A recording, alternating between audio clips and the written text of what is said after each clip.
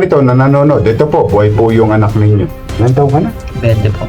20? Hindi ka ba nag-aaral? 15 nag-umpisa. 15 nag-umpisa. 15 ka nag-umpisa? Grade 4 lang to ngayon. 15 anyos, tumitira ka na?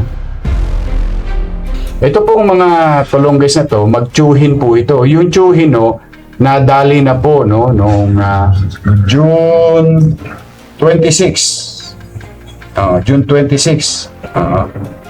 Na-inquest noong June 27. At kung nanonood kayo dito at lagi kayo nakaantabay, kasama ko rin sila General Santiago, naipresenta na po namin. At kami po ay nanawagan, no? Yung nakamotor, yun yung nadali, di ba? Ito na yung bata naman. Na itong mga to, isa pang suspect na hindi pa nahuhuli, nanawagan tayo sa mga magulang, anak, at pati sa tsuhin na nakalawit, na kung po pwede harapin nila at papanagutin yung kanilang sala o krimen na ginawa. At nang sa ganun, makapagbigay naman tayo ng peace of mind doon sa mga biktima at higit sa lahat ay hustisya, which napanood nyo din po dito. Ito po ang update ngayon, no? After a few days of follow-up operation ng Manila Police District, nakuha na po itong si Hercules. Halika rito. Dali mo dito.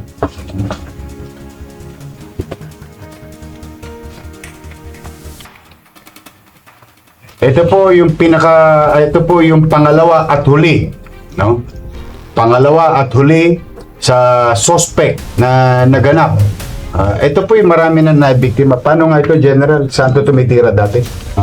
Meron po siyang 7 theft cases na na-file sa Pasig City at meron po isa sa Pangasinan. Yung gaya po nung nabanggit natin nung una, sir, na unang lapag po nila ngayon dito sa Maynila, pang-siyam na po ito. Pero sa Manila una po, pero nakalawit po kagad ng Manila Police District sa atas po ng ating mayor. Ayun po yung sinasabi namin, no? Siguro na pagtatagumpayan nilang gawin yung kanilang krimen o pambibiktima sa iba't ibang dako ng ating bansa, o in this case Luzon, ngunit sumubok po sa Maynila. Dito nakalawit to. Itong si Hercules Ebuanga, tama ba? Ebuanga de Los Santos. Puti, buo ka pa naman, ano? Buti, sumuko ka or nakipag-ugnayan kayo. Pinantayan ho ito sa Pasig, pinalo po talaga to ng ating Manila Police District. At nakipagtulungan na rin yung tsuhin nito, no? Buti naman, mababait pa sa yung tsuhin mo. Ngayon, at least, magiging close kayong dalawa. No, very close kayo. Sama kayong ihimas ng area sa loob. At least magkakaroon kayo ng banding. Kasi very close kayo sa motor, eh. Kapag tinitira, ito yung pumasok sa Maynila. Ha? Napag-usapan lang po namin. Napag-usapan nyo lang. Napadaan lang po. Padaan lang kayo.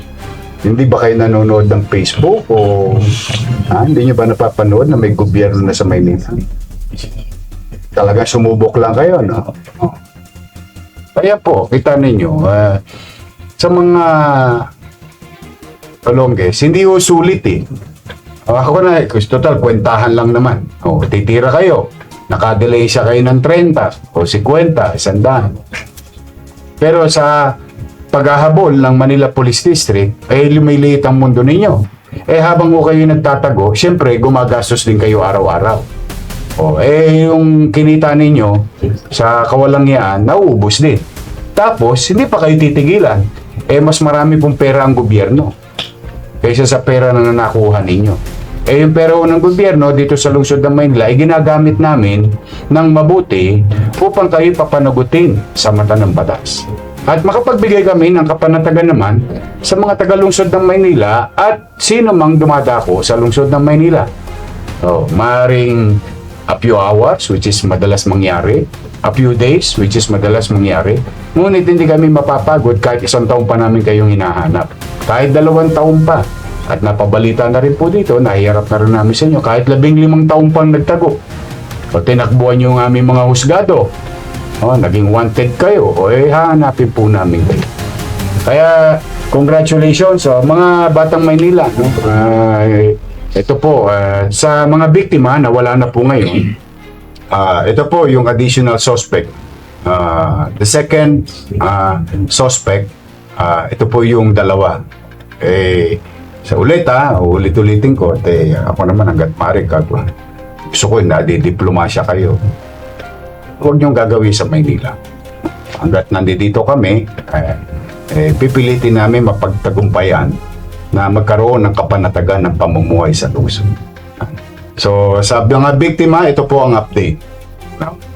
Sa mga magulang naman ito na nanonood, ito po, buhay po yung anak ninyo. Ligtas. Harap po siya sa husgado. Mas mahal pa ngayon ang bayad ng abogado mo kaysa doon sa natira mo. Tapos for the meantime, hoyo ka. Ilan taon ka na? 20 po. 20? Hindi ka ba nag-aaral? 15 nag-umpisa, sir. 15 nag-umpisa. 15 ka nag-umpisa? Grade 4 lang to, Mayor. 15 anyos, tumitira ka na?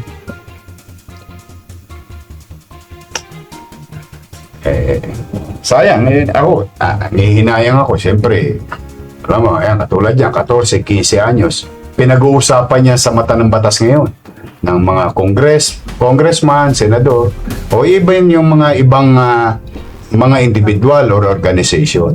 Ito, nagsimula, 14, 15 anyos, nagpalaki lang tayo ng dragon. Kaya kailangan talaga, siguro, ewan ko hindi naman ako mambabatas. Siguro napapanahon na pag-aralan natin maigi. Kasi kung hindi, pag hindi sila nagkakaroon ng obligasyon o responsibilidad or pananagutan dala ng kanilang edad o murang edad, baka pagdating ng araw, pinalalaki lang natin sila na lalong maging adventurer. Ito, kala niya pasyalan ng Maynila. Pasyal ka na ngayon sa Hoyo. Sige, dali nyo na yan. Okay po, ayan po mga kababayan. Sige, dali nyo na yan. Muli naman, bilang update, nandito po si General Santiago na nakatulong natin ang Manila Police District. At hindi po kaila sa inyo na may naganap pong malaking peace rally sa lungsod ng Maynila. Kahapon, at nag-umpisa po ito ay gabi nung isang araw. Sila po ay dumako dito sa Maynila. Maayos po silang dumating. Maayos silang nakita ang Liwasang Bonifacio at ang Liwasang Bonifacio po ay Freedom Park. Kaya po pinayagan yan ng inyong lungsod. In fact, hindi po kailangan ipagpaalam. Kaya lamang ikinalulugod namin sa pamunuan ng Iglesia ni Cristo sapagkat yung pakikipag-ugnayan at pakikipag-ugnayan sa lokal na pamahalaan ay talaga pong ginawa nila. At kami naman dahil kami properly informed, agad kami naggayak ng mga katulad ng ginagawa naming tulong sa iba pang rallyista na nagiging maayos. Lagi.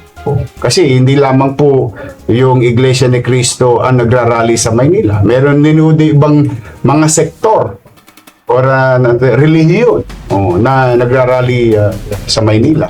Na simula nung tayo naging mayor, ay tayo yung nagpapadala ng mga medical team, MDRRMO, traffic, tubig, pagkain.